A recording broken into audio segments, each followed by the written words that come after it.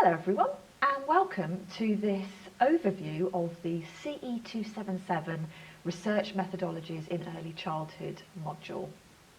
I'm delighted to be module leader for this module, and within this session I'm going to provide you with a summary of some of the key information that it's really important for you to know about the module itself, what you can expect, what it's going to look like, and so on. So let's have a look. We'll have a bit of an introduction. I will cover the module specification with you, so that includes things like learning outcomes and the module intentions. Then we'll have a little look at some of the topics we're going to be covering within our weekly sessions in this Term 1 module. We'll look at the two pieces of assessment that you've got for this module, and then I'm going to pop in some resources if you want to do something over the summer in preparation for this module. So, I am Dr. Charlotte Jones. I'm Director of several degree programmes, including the BA Honours Early Childhood degree, and it's an absolute pleasure to be leading this module.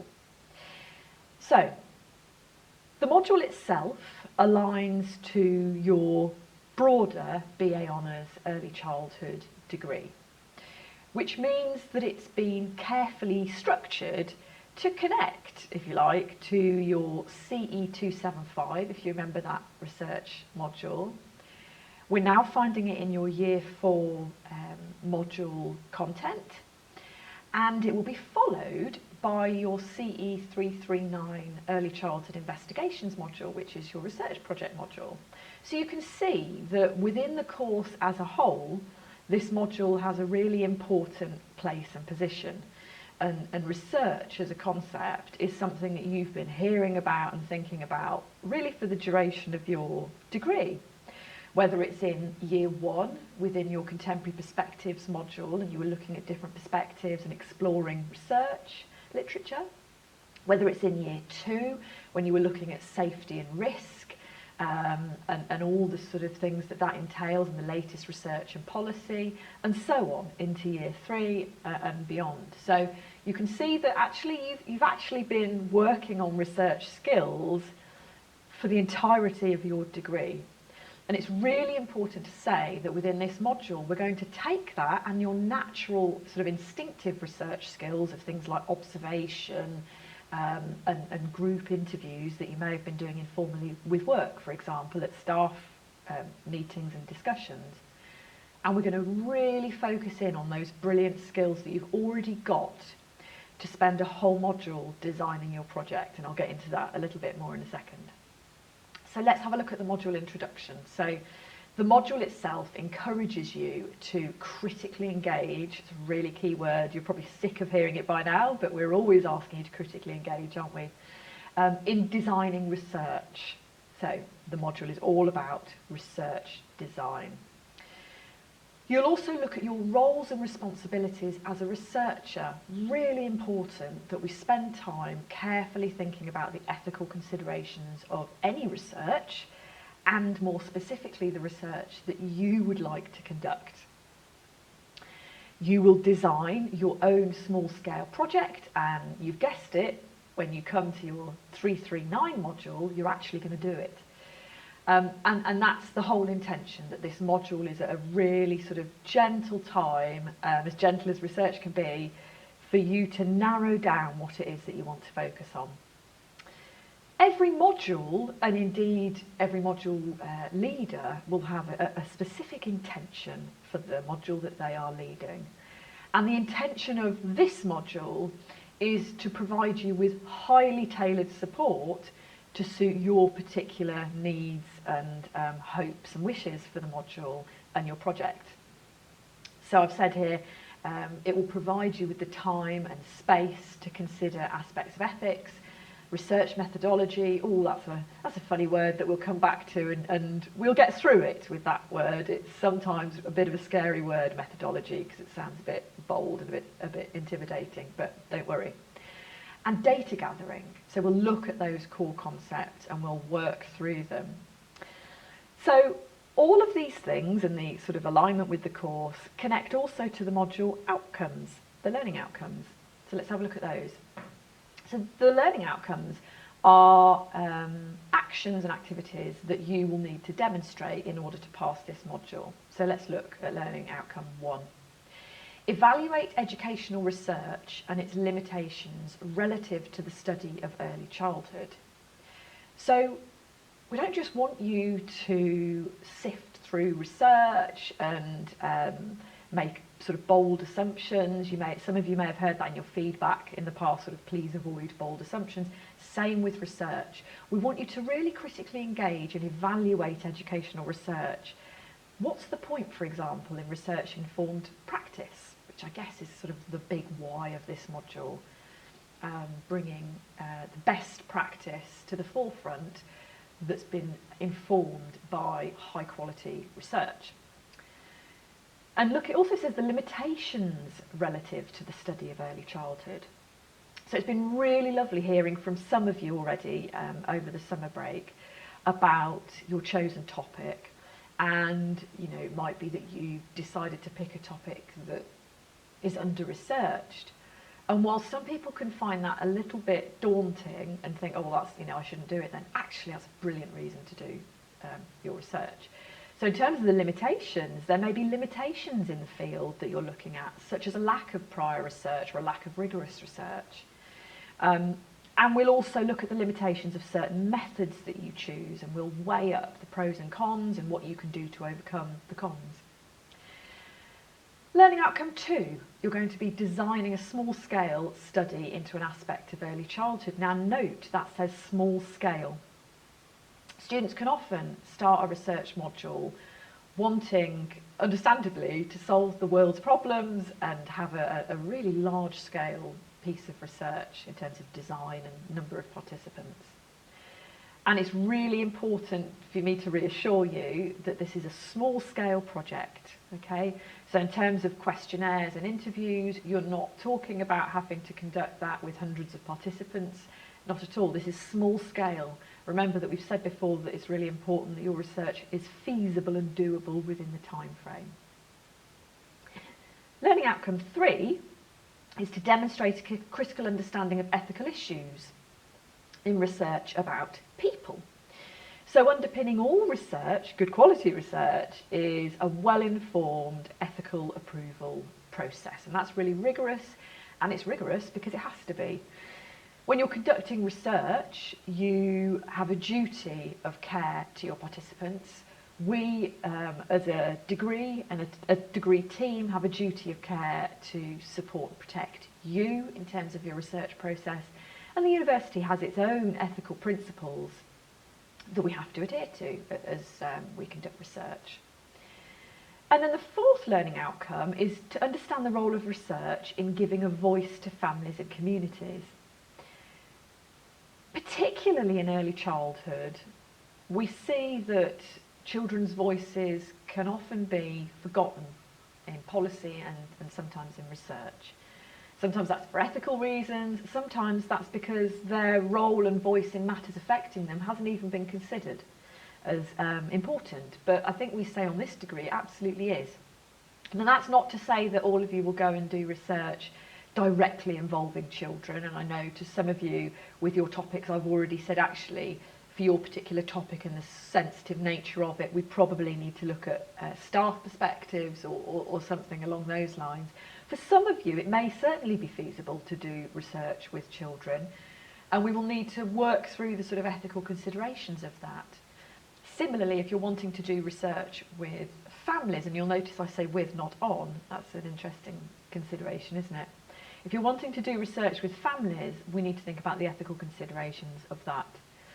So, worth talking through with me as you refine your topic, whose voice you're going to prioritise, whose perspectives, and I've said that to you in emails recently, a couple of you, whose perspectives are you seeking to get within your research. So those are your learning outcomes. That's the module introduction and the module intention.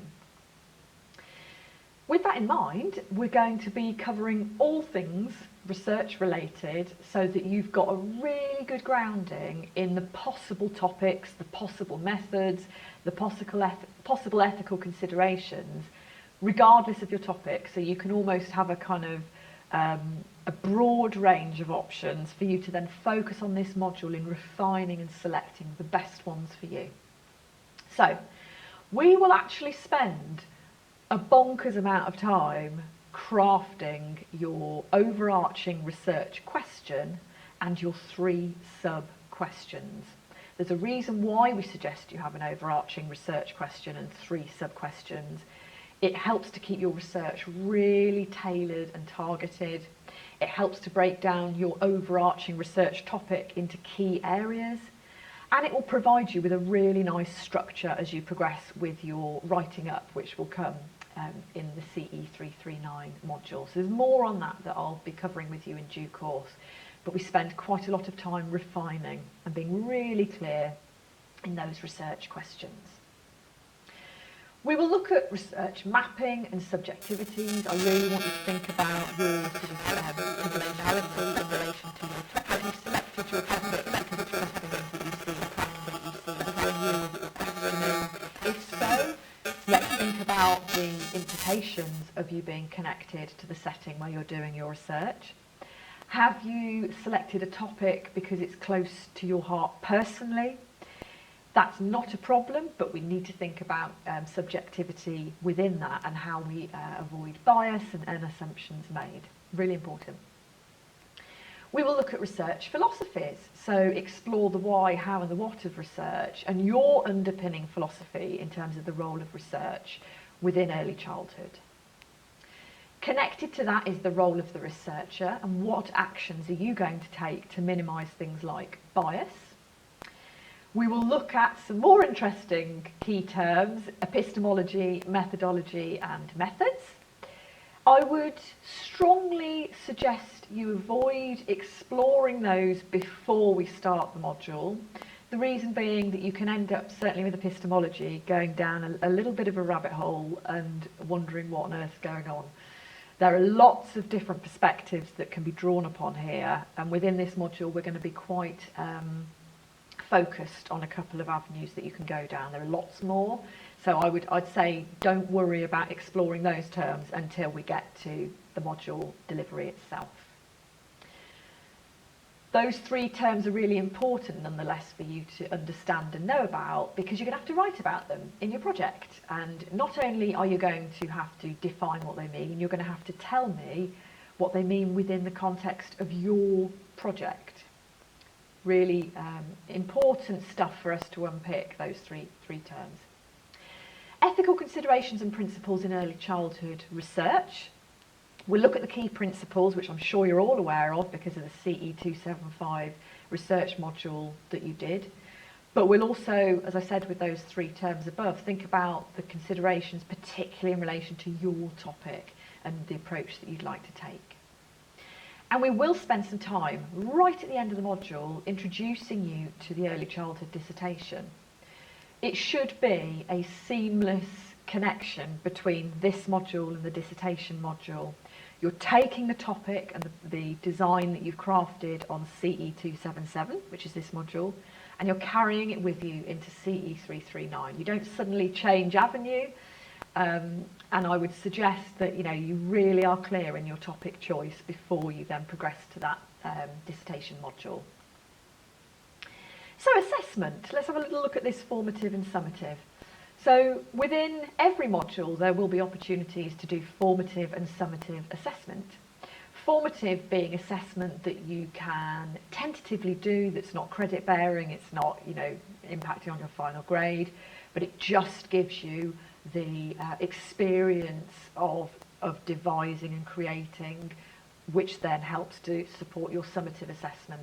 So formative opportunities within this module will include you sharing drafts of your work prior to formal summative submission, but also little activities that I'll be asking you to do along the way that will all build up then to connect to your summative assessment.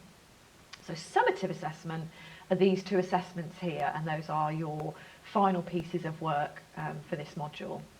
So just as with every other module that you've done, you will do assessment 1 sort of halfway through the module, and then you'll do assessment 2 at the end of the module.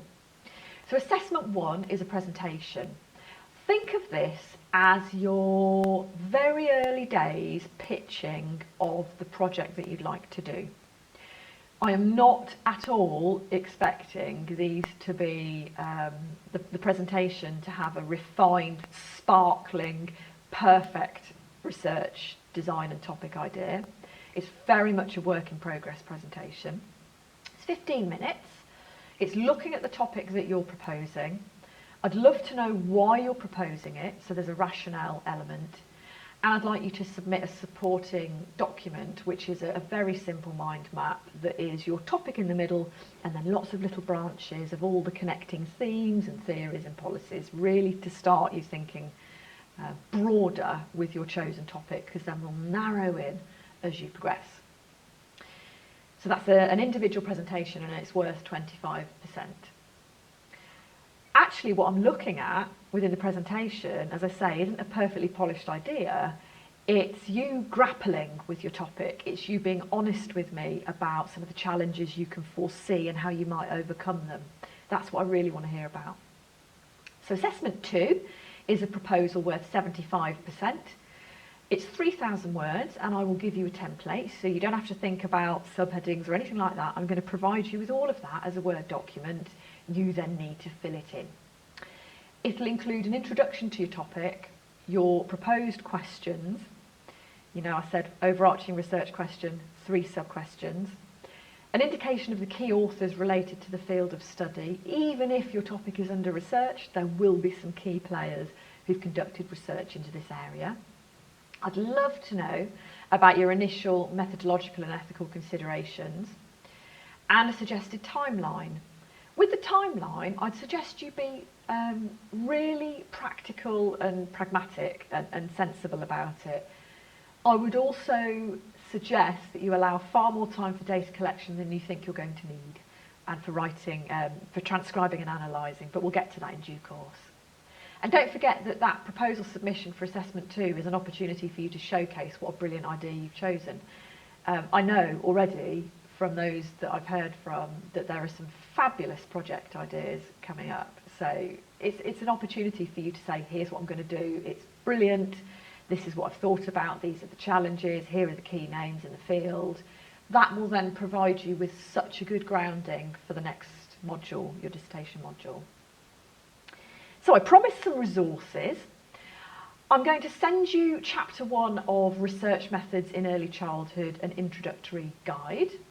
I'll email that to you as an attachment. Now that will cover things a little bit like sampling, it might have some ethical considerations in there and so on. I don't want you to then sort of think you've got to read loads and loads on all those things. I just want you to read that chapter. Just get a good grounding. You'll recognise some of the terms from previous modules, such as your CE277, but it'll just give you a bit of a kind of summary of where things are going and what we're going to look at within early childhood research. Please complete the research induction activity. I know I've also referred to that as a research induction booklet, so they are the same thing, and please send that to me by the 9th of September. What that does is it gives me a really good sense of where you're at, what help you need, and the sort of key things that I need to work on with you. Please also complete the CE277 individual profile attachment that I sent to you. I think it was on the 20th of July. And please send that to me by the 9th of September. That's not going to be shared with anybody else, that information. It's purely for me as module leader to get a really clear sense of what you need from me and some of the challenges or concerns that you've got and your hopes for the module. And also, don't forget to rest. We are on a summer break. We've all been incredibly busy this year. Research is a fabulous task, but it's a task nonetheless, and just make sure that you have time for you to rest.